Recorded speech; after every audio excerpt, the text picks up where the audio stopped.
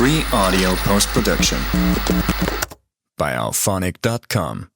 Welcome to Stitchery Stories, where textile artists share their life in fabric and thread, inspiration, techniques, disasters and delights. And I'm Susan Reeks, enthusiastic embroiderer and textile art dabbler who also loves podcasting. So take a break and enjoy our light-hearted chat, and please share with your friends so they can enjoy it too. Hello, hello. Announcing Stitchery Courses, a brilliant new place to easily find experts who teach classes and courses in all things using thread, fabric and yarn. Covering mostly topics around embroidery and textile art at the moment, but this list will keep growing as I extend the reach and grow Stitchery Courses. Simply visit stitcherycourses.com and browse or search the fabulous teachers who are already listed. Check out their profile and information. It's easy to message them on the platform or click through to their website and you book and buy a class or a course or a workshop directly with them. You can also keep up to date with info and offers from all the experts through the newsletter, and also watch out for the fabulous supplier guide, which is coming soon. And if you teach your art, craft or skills with thread, fabric and yarn, then don't miss out and come and get listed on Stitchery Courses and attract new people into your business. stitcherycourses.com. I'll see you over there. Hello and welcome today to our lovely guest, Owen Kelly. Hi, Owen. Hello, Sue. How are you doing? Oh, I'm all right. It's brilliant to speak to you. We've been plotting this for a while now. So, really excited about this. And, well, everybody, if you've been following my Instagram, you might have seen me showing photos with this little character called Seamus. Owen is the creator of Seamus, so we'll be definitely talking about that. I've just got a little bio here for Owen, and then we'll dive into his story. Owen Kelly is a fifth-generation stitcher who has been applying his craft for over 50 years. Owen lives with his family in a very remote area of southwest Ireland, overlooking the Atlantic Ocean, and cites the shapes and forms of the surrounding natural world as a major influence in his work.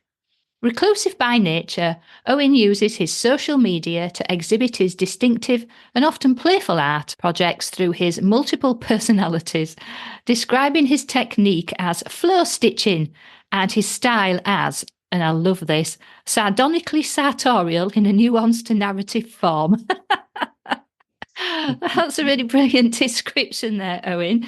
And you just use social media, don't you? You don't have a website. No, just all social media, mainly my Facebook I'm very chatty with, and then Instagram I just put up my pictures. Yeah, and I'll include all of Owen's links for Insta and Facebook on his episode on Stitchery Stories. Right then, Owen, what are you working on at the minute, Owen, and what's got you excited? Well, lots of things. One of the most exciting things is to do this podcast, to be honest. I was thrilled that you asked. I'm a big fan. I've listened to all of the episodes. So brilliant. What I'm working on, I have a very much a scattergun approach. So I'm working on loads of different projects. You touched on the multiple personalities. It's the only way I can manage to keep up with it all. But I have my Seamus project, which takes quite a lot of time. I didn't realize quite how much time it would take until he launched himself. And of course, he's off to Europe now. That'll put a whole new strain on Facebook Translate, I should Indeed. imagine. And we'll dive into a bit about Seamus as well as one of the things that we'll talk about. Seamus will not be forgotten. This morning I got up and I was stitching. I've been stitching these wristbands. I stitched myself a belt the other day. Yes, I saw that. Yes, you're very good at posting your stuff, I will say, Owen. I bang it out. Everyone says I'm very prodigious, I think is the word, something along those lines. But no, I do a lot of stitching, and I was working on my another panel for my quilt. I think it's number 54 this morning. So I've been working on that, and we'll be diving into that as well. Brilliant. I'm working on a book. putting all these stories together. There's a tradition over here in Ireland, the Shanakees, the people who tell stories. Yeah. Or there's a huge oral history tradition. Very much so, which I love. And I love folk tales and fairy tales and that kind of thing. And I like narrative. I think it's the modern word for telling stories these days. So I like to thread a yarn, and I like that to accompany what I'm doing. So very often you touch on flow stitching. A lot of what I stitch, I don't know what it's going to be until I finish. Right. And consequently, my mental processes are also going while I'm stitching. So it's telling me a narrative. I often say it's my subconscious talking to my conscious mind. And come back to that as well, then, because that's always an interesting angle. That one's covered. I have a couple of commissions. I've got I've just finished a couple of jackets, little denim jackets for kids, and I've got 2 more. I've got an adult jacket and another kid's jacket to do, and I do these 6-inch hoops. Yeah, that's kind of my main backbone thing. Yeah. That I sell, sort of thing, is and then again, sometimes they're flow stitched, and sometimes I like using a lot of motifs and symbols. So I get people to tell me a little bit about themselves on Messenger, or they're people I know. I only sell to people on Messenger, so they have to communicate with me. Right. And then I will do things like I use their astrological sign, maybe their Chinese year, where their symbols of flowers and stuff, where they're from. I just did one for a woman who was born in Georgia in America, and then I was investigating all the Eastern Pawnee Indians. They don't really have a fabric tradition, but they have a pottery tradition. My wife's a potter, so I was using the designs of theirs and incorporating them into my work. And then there's the 7-pointed star that represents the accumulation of the Native American indigenous people of that area. So that was included in the design. Yeah. So it's mixing motifs and things like that. So I don't know. There's probably a couple of other things I'm doing, but that's you wish you hadn't asked me now. That'll do. I'm going to run out of time. In 40 minutes, 40 weeks. Right. So I think my first question then, after all of the things that you're working on, and I want to dive into all of those projects as much as we possibly can. But what I'm really interested in to get going with is, you mentioned in your bio there that you're a 5th generation stitcher. So my question was going to be, well, how did you get into stitching? But obviously it's kind of been passed down. But just because the family's doing it doesn't mean to say you're going to continue it, does it? So what got you interested enough to do all these crazy things with stitch, Owen? Well, my origin story, as people often ask, is my grandmother got me into stitching. Right. My mother and my grandmother, but my grandmother lived with us, and that's my mother's mother. All my life, she was living with them when I was born, and she was profoundly deaf. So combined with that, my mum liked her to have company. So when we were kids, now I'm the youngest of 3 boys. So I think my mum had this sort of plan that she always wanted to have a girl, and I came along, and being the youngest, I think out of desperation, she decided to introduce me to stitching. She says to me that she caught me stitching with a needle and thread, trying to stitch one of her best tablecloths when I was 5. And so she thought they'd make it a bit more sort of proper. And so my grandmother showed me a few things. And what I really liked is she had an incredible life. Her husband was in the Air Force, the RAF and the RFC, and they travelled all over the world. So she'd tell me about stories of her life in Egypt, Syria. They were stationed in Malta. They went to Australia, America, all over the world. Yeah. And so she would tell me these stories while we were stitching. And it was almost like, it's almost like at that age, you like someone to read you a story at bedtime. Well, I got someone to tell me stories all day. Yeah. As I say, I don't remember the the 5-year-old bit, but I one of the projects that I did was this thing called a memory skirt. Right. And Yes. so when I was being taught, my mum got hold of an old grey school skirt. I think it was from a neighbour. It was like a charity bag. And she gave me that, and she said, just to practice my stitching on there. And so they would put it in a hoop, and I would just practice my stitching. And I still have that skirt. Yeah. 50 years later. That is astounding. It was full. It's kind of one piece that when people, I suppose, associate a lot with me. I keep being asked, can I show it? It's very difficult to photograph because it is a complete skirt. A complete skirt covered completely in embroidery. Completely. And it sort of evolved. So when after it was a practice skirt and I was sort of like a teenager, friends used to write on it and draw pictures on it, and I would stitch those. I'd ask them to, and then I'd stitch them in. And then as I got older, I started stitching things like I went to Glastonbury Festival in 1987. Now, I couldn't have told you that I went in 1987, except I know I did because on the skirt it says Glastonbury 1987. Fabulous. And I've got all my kids' names are on it. When they were born, I stitched their names on it. I went to China as the Irish national table tennis coach for Special Olympics. So I signed, I put a thing saying Shanghai and the date and Special Olympics. So major events and stuff. Yeah. And not so major, some not the major events. Yeah. I stitched an Irish 2p coin on there when we moved from our own coinage to the euro. To the euros, yes. Yeah. So I used a Shashka style Indian, like with the mirrors, and I stitched a coin on there. It has a little square of my christening shawl on there as well. Oh, it's astounding. Full of stuff. Everybody, there was, if you go and follow Owen on, I think it was on both, wasn't it? He did a really great video of it, like blowing around in the wind with some music to it. And that's like a really great way to just show. But listen to the stories behind it. It truly is a memory skirt. And that it's been going for so long is brilliant.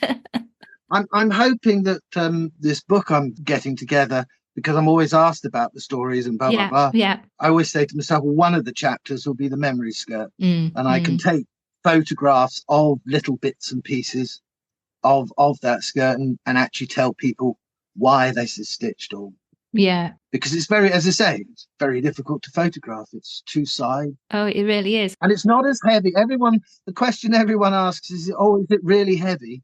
And the people who have worn it, it's not particularly heavy, but it is very warm. Yes. Yeah, a few times I put up a photograph of a friend of mine wearing it in one of my stitching groups on Facebook, and someone said, they thought it was remarkable how I managed to fit in it, because they had obviously seen the photograph of my friend wearing it and thought that was me stitching it. And I said, no, I'm actually a man, and I'm a little portly for that. I've never worn it. I've never put it on. It just wouldn't fit. My daughter wore it once to one of these upcycle fashion shows. Oh, I'm sure it went down a storm, did it? It did. Yeah, no, it went very well. I don't think it won, but it did. It won it did win the Skull Agricultural Show craft competition. Oh, well, there we are. 20 years ago. And there was two women chatting away. There was the first prize, and they were German, I think, and one of them, but talking to each other in English, and one of them said, what a remarkable woman. She must be very talented. And I was just stood behind them. Stood laughing. So I don't mind being called a talented woman on occasion. It's quite often, but I'm not. And you mentioned obviously that putting symbols and symbolism into your stitching, and I think it's probably worth saying at this point that the stitching that you do is, as you say, flow stitching. It's very much, it's very dense, it's very brightly coloured, it's very intricate. And at first glance, and certainly for some of your jackets, for example, they can have a first glance and think, oh God, that's, it's machine embroidery, digital machine embroidery. But then you like zoom in. No, it's all hand embroidery and it's taken ages.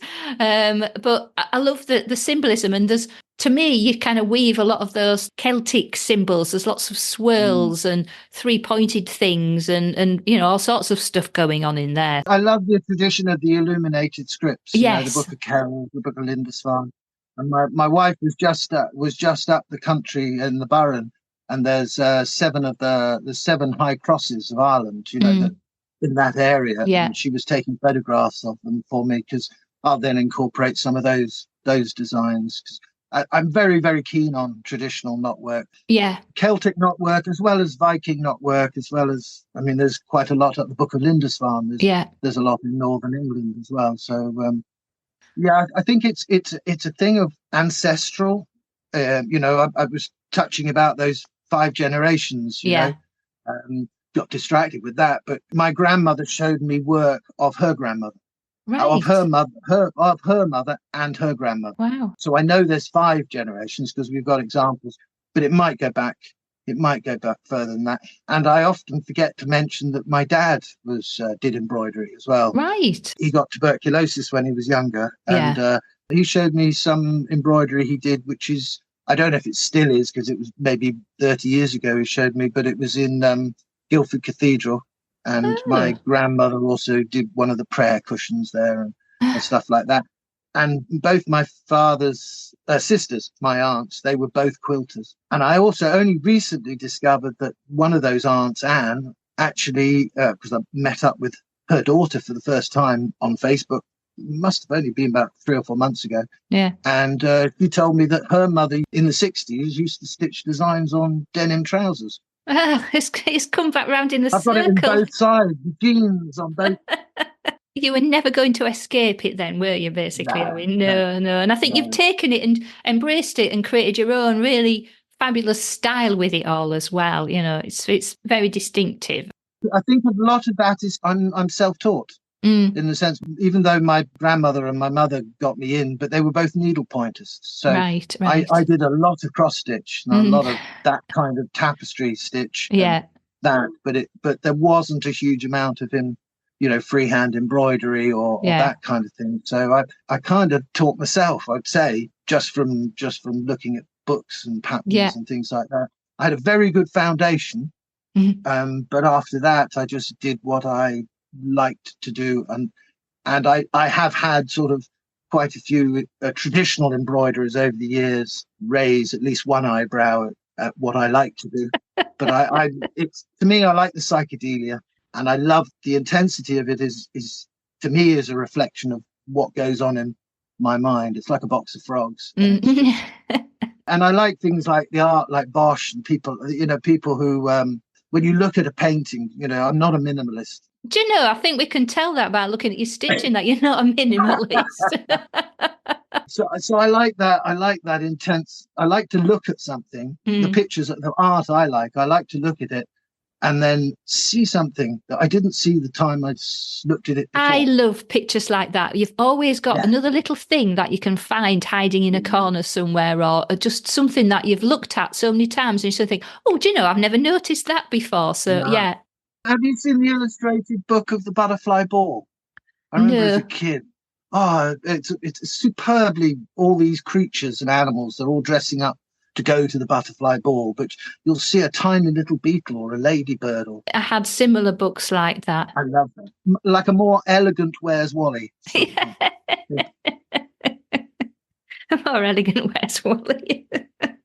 I like hidden meanings and also folk tales. I did a jacket recently, and I discovered that the little boy I was doing, a little girl, sorry, I was doing it for, was born in the year of the rabbit. Right. And I was a grandmother had commissioned it, and I'd asked her to tell her stories of the birth and significant stories. And she told me that when she drove to the birth, she was really impressed by this moon, so bright on that night. And so she wanted me to include a moon. And then I saw this rabbit. And so I put a rabbit sat on a moon, and that's symbolising obviously the year of the rabbit and the moon. But also in Native American folklore, there is also the story of how the stork got its long legs when it flew to the moon, and the rabbit held on to its legs, and the bird's legs, and the bird's legs became long, and consequently that's why the stork has long legs. So when you look at it and you can see the rabbit in the moon, it's not just reflecting the year of the rabbit and the significance of the moon, but it's also telling a Native American story in this of the area. Oh, I love that. Yeah. I know you said you sometimes don't know what you're going to do next, or it just comes to you. Does that always happen, or with this thing with the moon and the stork and the rabbit and that kind of thing? Did you have an idea and then just thought, I'm going to try and do that somehow? Is that how it evolves?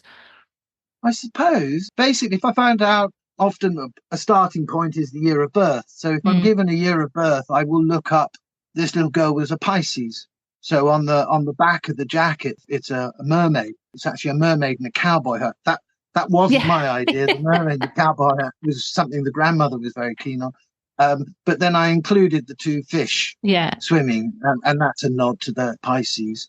And her date on that jacket is hidden within there. Now the grandmother knows what the date is, because I wouldn't want a little girl wearing a jacket and everybody to know her date of birth. Yeah, exactly. Yeah, Some of the things are hidden and are only seeable or knowable by the person who's wearing it or the person who's commissioned it. Lovely. It's like, I like that kind of secrecy. Yeah, is it like Dan Brown and the Da Vinci?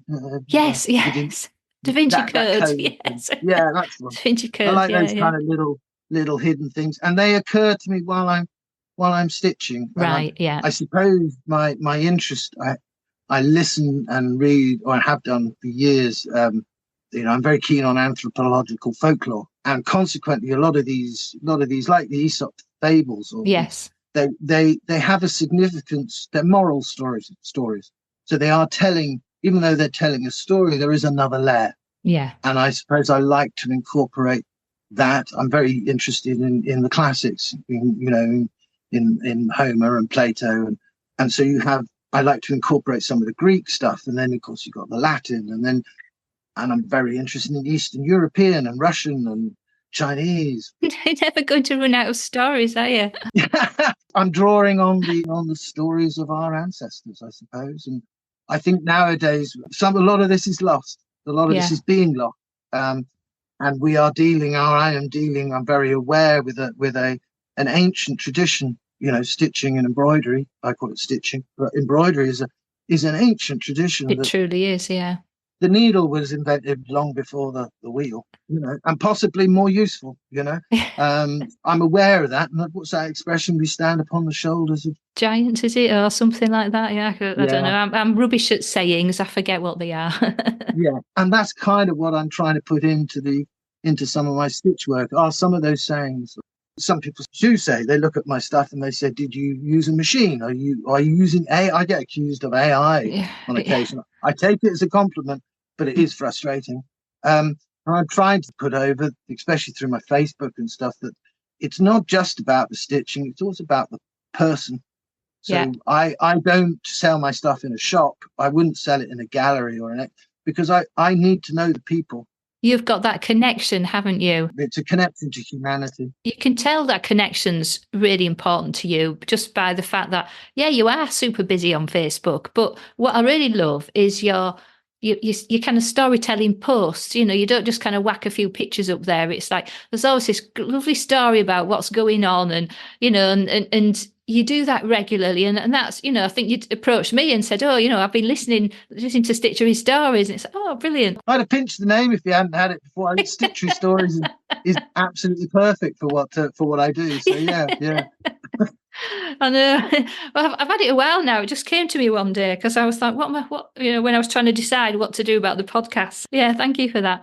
I tell you what though, Owen, What I'd really like to dive into next, it's about connections and people, is good old Seamus. Seamus O'Comanssy, yes. What on earth possessed you to create Seamus? And as you said, obviously it's quite a work of art as well as a work of work, getting him moved around and his logistics and everything. So tell us about Seamus, because I loved having Seamus to come and stay. It was brilliant. Nearly all my things start with me turning around to my wife and saying, "Oh, I've had this great idea." Does she run away? Yeah, she rolls her eyes and goes, "Go on," and usually says yay or nay, and usually that's a dreadful idea. Don't. And I said, I told her about Seamus, my idea for Seamus, and she said, that's not a bad idea, which is about as approving as I've ever got. So I thought, well, this must be a great idea.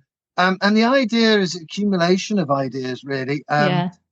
Unfortunately, or fortunately. One of the reasons I'm so involved in stitching and on a commercial level, on a public level now, is because I've been diagnosed with spinal issues. So my mobility is not very good. Right. I'm up and down to hospital and whatever. Yeah.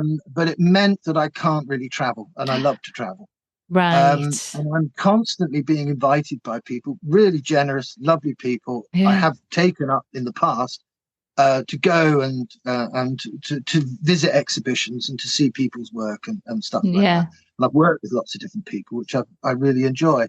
But I can't do that now because I can't travel. Yeah. So instead of me traveling, I thought, well, what I could do is your proxy. Have a proxy, have an effigy, have a little man, a wee man who might like these adventures. I'm very, very keen on. I suppose we all are, if you're listening to this podcast, on promoting stitching and crafts, creativity. Yeah. I no scientific basis, but I think, and my flow stitching is creativity is my therapy.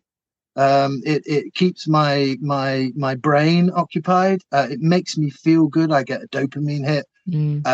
I just love it, and I wish that people were more hands-on creative. Whether that's in the past, I've done spinning, dyeing, weaving, loads of different things. Yeah. And I feel that creativity, that's what makes us human. That makes, in some ways, what makes us special.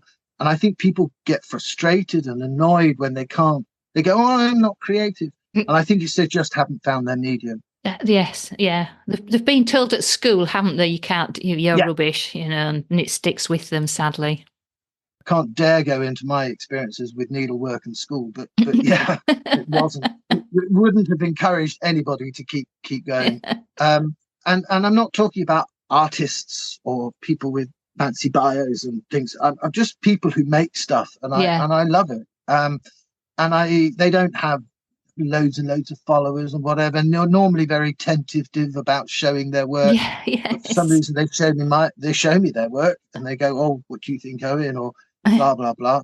And I thought, well, it'd be great if I could actually make this a little bit more public. There's a whole load of us that do that just have fun and enjoy it. And so Seamus is an opportunity. I think it's about like the tribal talking stick. Where you pass it on to somebody, and now it's your turn. You show us what you can do and what you know. Yeah, you tell us exactly. Oh, and love it. I get to visit Hornsey. He was travelling around the UK for 6 months, and 3 months before that, he was going round Ireland. Around Ireland, he got on the radio, he got on the newspaper. Smaller country, and we love little wee men. Little wee men going around telling stories, yeah. Absolutely. And I got so much positive feedback. I've had so many wonderful stories from people where Seamus has actually, sounds daft, has actually changed their life. Yeah. You don't have the time for me to go into all the detail. Seamus will be another chapter of my book. Yes. He could be a whole book in himself. He absolutely could, yeah. I just thought it was a super idea, and it has been really nice, kind of following along, and having him for the week was a real laugh, because it also got me thinking about how we communicate bits of what would seem like a mundane life to others. But that yarn bombing, that was brilliant. I wouldn't have got to see that. You went to see the red dress. You did a program, did you, I about the did, red dress? Well, I never got there in the end. There was some bad weather and I couldn't go. And he's been to Right. the longest. Is it the longest stitch? The youngest yarn. He went. Yeah, I missed it because of traffic. So yes, Seamus has done better than me as well. Well, see, I hadn't heard of the longest yarn until he was actually at my brother's, and he sent this photograph of the D-Day troops knitted. Yeah, amazing. it's amazing. Yeah, the amount of work and these toppers. Oh yeah, the postbox toppers. Yeah, they flourish here as well. We've only got square post boxes. We don't have round ones. So but they're brilliant, and the yarn bombing is brilliant. And he has seen, as you say, he's been with felters, he's been with spinners, he's been with painters, he's been with musicians. In Scotland, with this Jane and Jeffrey, and he's a blind guitarist. He was teaching Seamus and wrote Seamus in Braille. Oh, fabulous! Brilliant. You could never imagine a story like that. I wouldn't mind just saying, if I can, Seamus is travelling around. If anybody wants to have Seamus come and visit them, all you have to do is one photograph a day is enough. Mm-hmm. Though lots of people send me lots more than that. Yeah, I'd love them to write a story about what happened, but if not, just tell me what the photo's about, and Seamus will tell his own story. Yes. They have the option, but he doesn't just want to visit sort of artists, arty artists. He wants to visit anybody that has an interest in any form of creativity or wants to show their culture. I mean, this lady I'm hoping he's going to, Ingrid in Sweden, she's sort of virtually housebound. She's quite unable to do the stitching she did before, but they've got a little community project where they're stitching a tapestry. Oh, lovely! I'm really keen on having a look. But even if I just get a photograph of him with a glass of vodka and a pickled herring, I'm happy, because it's cultural. It's also people's culture I'm interested in. And it's fascinating actually following, the different places where he's been and where he's going and the things. It really is an absolutely super interesting. I have a huge level of interest in America and in Australia and New Zealand. I have some in Europe, but I must admit I'd love somebody from Asia or Africa to show an interest, Well, everybody, because I know we've got people from literally all over the world. When I sometimes look at the Apple iTunes stats, it's like quite staggering the countries where people are tuning in from. So there we are, everyone. Well, come on, offer to be a host for Seamus. Go to his Facebook page and say, send him to me. He's doing Europe at the moment. I don't know how long that will take. And I'm really excited. Some of the people he is going to see, fashion designers and musicians and chefs. And that gives me my travel. What I need is, I love to travel. Yeah. And I'm like, oh, where's he going next? People have to post them on and registered posts. So it does cost them a tenner or something to send him on sometime. And it's not to raise money. It's not for anything other than just for the pleasure of communicating, telling stories. Yeah, it's lovely. And what I will do is make sure that Seamus's Facebook page is included in your links as well. Right. And then the last thing that I want to chat to you about, Owen, is you mentioned your quilt, because that's going to be really fascinating. So, by quilt, what we really mean is you are assembling at the moment lots of stitched squares, and you are going to assemble them into a larger hanging or a quilt or whatever. They're all 3.5 by 4.5 inches, about 11 centimetres by 8.5, something like that. Yeah. They're all stitched on recycle. It's all, I only ever use recycled material unless people are sending in a new jacket. I like to use a lot of them are denim, because I like stitching on denim, and an old tablecloth, and I can get denim quite cheap. And they all do have stories. I mean, I'm up to say to about, originally I was going to go for 80.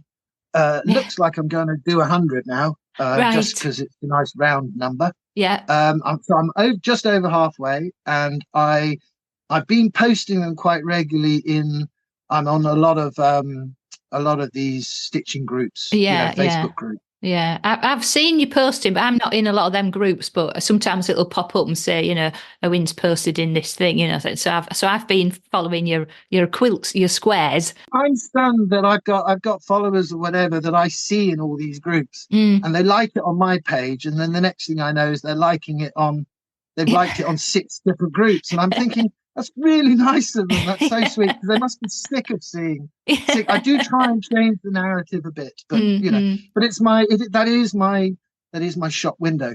So I am showing people. A lot of those groups, they don't like you to put your Instagram name or no promo and stuff, but I like to share, and I get some such sweet comments, and it massages my ego and helps with my motivation and all that. But recently I decided to get them all out I stitched them and then put them in a box. Right, yeah. And recently, about a month ago, maybe less than a month ago, I thought, well, right, it's time to actually lay them out. And people were asking me questions like, how big is it going to be? How heavy is it? Blah. And I thought, well, if I lay them out, I'll have a much better idea.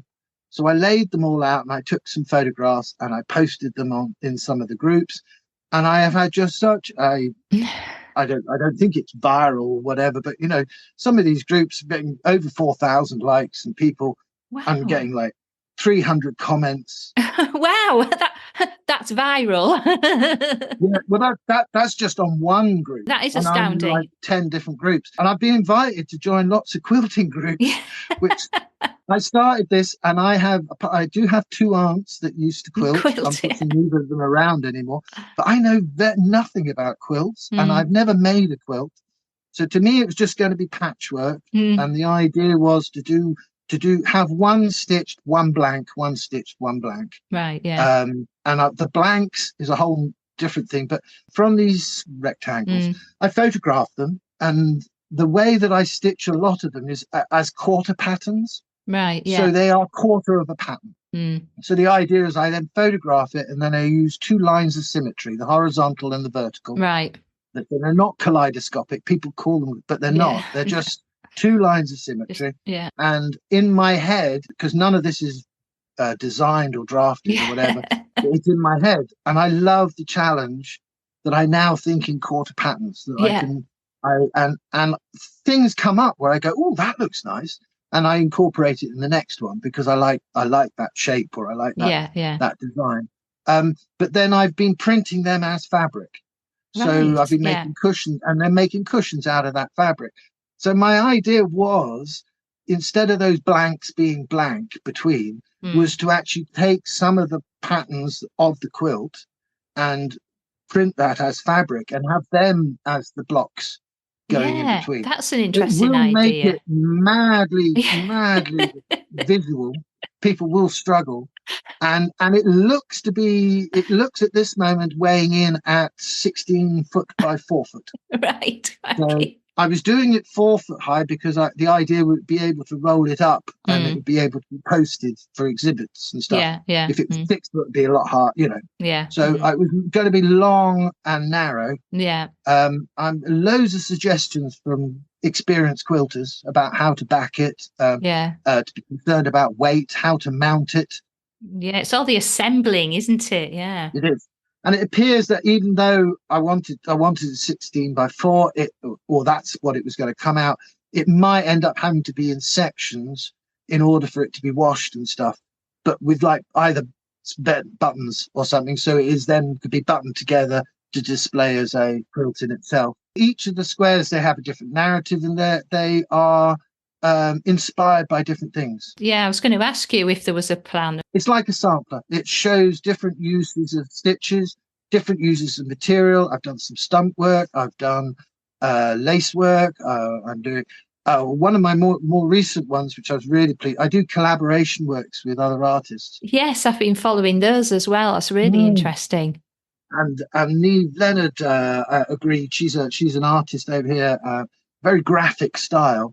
So I took one of her pieces. One of my logo things, or what I often include, is my red top hat. Oh, I saw that. That's a recent one. Yes, you've put the hat on, and it's like a little square-headed figure, isn't it, with a plant? The figure in the picture is her. and she allowed me to add my twist and my style.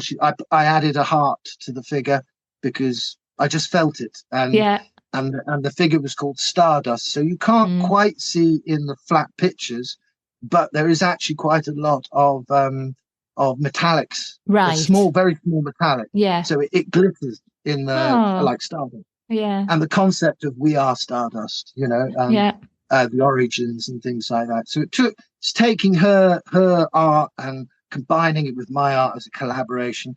And that will now be a panel for the quilt. So there's a whole narrative there. But that's the first one I've done, which is for the quilt that is actually planned. Right. How many have you done? 50 odd already, and that's the first one that you'd kind of planned. Yeah.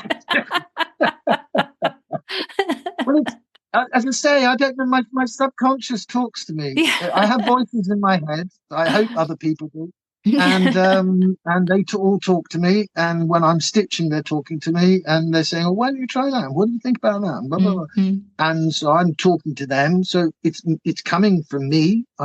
It's coming from my subconscious, I think, to my conscious. So I have the intent. I'm sitting down to do it.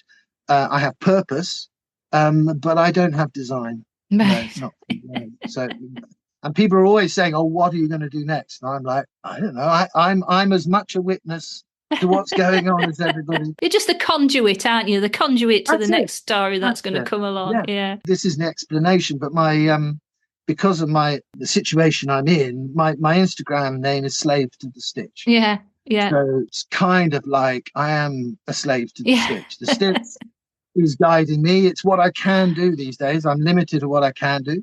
So I can explore my world of stitchery, and I'm kind of tied to it, and I'm kind of like a slave to it. The voices tell me what to do and where to go and stuff. Oh, do you know what, Owen? I mean, I think at that point, that just really, I think, brings all the threads of our kind of mad conversation all to a point, to bring that back to Slave to a Stitch and this idea of this conduit and telling the stories through the stitch. I think has come across so strongly. It's been absolutely fascinating. So I'm so pleased we managed to connect with doing this.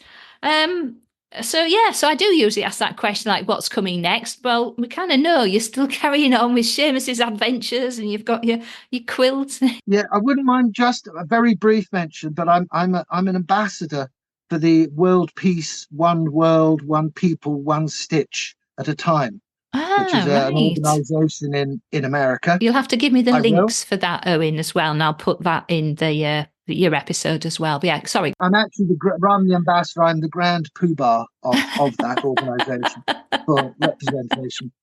So I'll send that link. But it's a project that people can join in. That people who are into peace and want to spread peace through stitching. And there's loads of different projects to get involved in and stuff. And I love that kind of community project, and the Anne who's organising it all is a wonderful individual. So that's kind of my support. Oh, that's absolutely super. Because again, yes, there are lots of people. We all like to join in different projects for different reasons, but some of those kind of projects really are very satisfying to be involved with. And again, it's back to connecting and meeting new people all over the world through Stitch and the marvels of the internet. So it is amazing, isn't it? There. So the lady's name is Anne. She's Anne Bowden. Right. Well, Owen, what can I say? Thank you so much for sharing your stitchery story with us today. It's been brilliant. Bit of a whirlwind. Oh, absolutely. Yeah. Well, most times I could sit and chat forever with my guests, and it's always a challenge to keep the time down, because then it's actually it takes me forever to edit them. So I can understand that. It's been wonderful speaking to you, Owen. Thank you for sharing your story from the remoteness of Southwest Ireland and bringing a colourful amount of joy to us today, you and Seamus. So thank you so much. If anyone does want, my Facebook is actually invitation only as such, but if anybody wants to go and wants to be invited, you apply or something. If they just put, because there's a lot of weirdos out there. they send me a message and put Stitchery Stories, there'll be no problem. But no American doctor widows need apply. Yeah, that crew. Gosh, they're an absolute nuisance, those people. Aren't they? A pain in the backside. Yes, absolutely. Oh, dearie me. Right, well, on that positive note, I'll say goodbye. Well, it's lovely talking to you too. I've really enjoyed it. Thank you so much indeed. Brilliant. If you enjoyed this episode and want to hear more, then please join the Stitchery Stories fan club so you can get an email when a new episode is released. It's a quick and easy way of listening and of keeping up with any news and information around this podcast. Please visit stitcherystories.com. Of course, you can listen to Stitchery Stories on plenty of podcast apps at Apple Podcasts, Google Podcasts, Spotify and plenty more besides. You can also ask your smart speaker to play Stitchery Stories podcast too. But wherever you listen, why not leave us a rating and a review to encourage other people to listen too? I very much appreciate you taking the time to do that for me. So that is the end of our Stitchery story for today. Keep stitching, keep smiling, and keep creating your very own Stitchery stories.